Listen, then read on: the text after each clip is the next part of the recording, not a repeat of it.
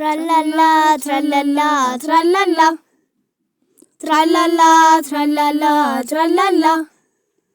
የፊደል አባት እንደምንኖት ይኸው መተናል ለበረከት ትራላላ ትራላላ ትራላላ ትራላላ ትራላላ ትራላላ እንቆቅልሾ ተረት ጨዋታ ምን እናጣለን ፊደል ገበታ ትራላላ ትራላላ ትራላላ ትራላላ ትራላላ ትራላላ የምን መግተልተል ነው?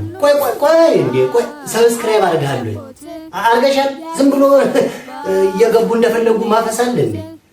በመጀመሪያ ደረጃ ትችላለህ መግባት ማየት ትችላለህ።